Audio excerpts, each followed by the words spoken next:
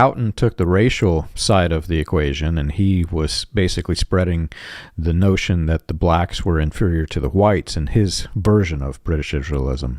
He did. And there was a man in the Angelus Temple named Wesley Swift, and the Christian identity theology, a very racial version, a racist version that was birthed out of British Israelism, was birthed in the area really of Los Angeles by Wesley Swift and his predecessor, a man named Philip Monson.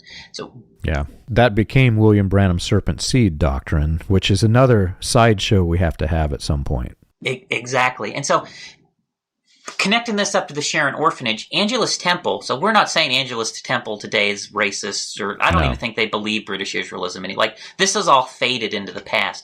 But back in those days, they were sponsoring the Sharon Orphanage financially, right? And there was ties from Angelus Temple and that to Sharon Orphanage. So, and we know that these doctrines were picked up. I mean, we have their teachings and writings. But anyways, British Israelism is where this focus on Israel originates from. Okay, and by the time you get into the 1930s and into the 1940s, the aspect of British Israelism that the Anglo-Saxon people are the 10 lost tribes has started to fade away. But in order to keep a lot of the other end time teachings, they've transitioned to the church is no longer biologically Israel, but the church is spiritual Israel. Okay, and so this then brings in that focus on Israel that spreads out through the latter rain movement. And William Branham, he picks up all of these doctrines and more from the latter rain movement and brings them into the message. And this is also why, after he's really started to come in strong contact with the latter rain movement, that he goes back and he reinvents his angelic visitation story to try and line it up with, I became a prophet the day Israel became a nation. Because within the confines of the latter rain movement, they say, every time a restoration event happens in Israel, a restoration event happens in spiritual Israel, the church. So, and he chose the wrong date. He said, I became this, in 1947, but Israel didn't actually form till 1948. Right. So there's a very heavy focus on restoration in Israel tied to restoration in the church. And that idea, that concept,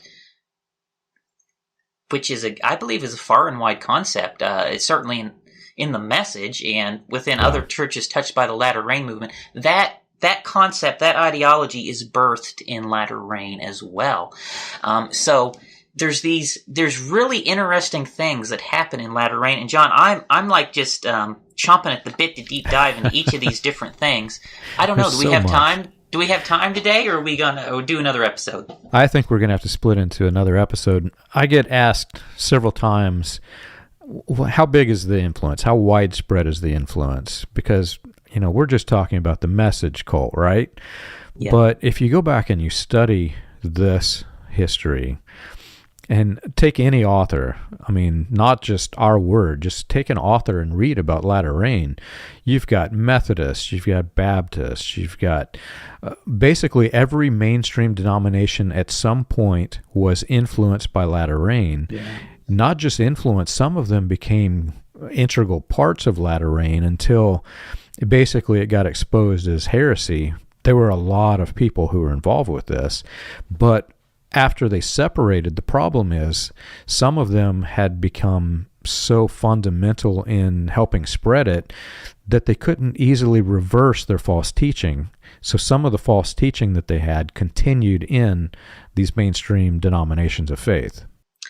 Yes, and, in terms of broad impact, there are, at the minimum, there are hundreds of millions of people who were impacted by what the ideology that came out. At the minimum, hundreds of million. I believe it might be fair to say it's in excess of 1 billion people have been impacted by this ideology. It's global. This is a global impact. Yes. What came out of latter rain is very, very impactful. charismatic Christianity would not exist without the Latter-rain movement. So we could say that the charismatic movement exists because of what happened in Latter-rain. This is the forerunner movement that gave birth to the charismatic movement and all its outcroppings. Let me just give a book here if someone wants to read on some of these things. Like I said, there's not a lot of great material out there, but this is one book that is pretty good. It's called The New Charismatics. It's by Michael Moriarty. This book is actually from the 90s. It's actually really good. I've started. I got my copy coming, but I've actually started reading it, and I'm surprised at how much it actually has that is correct. Right.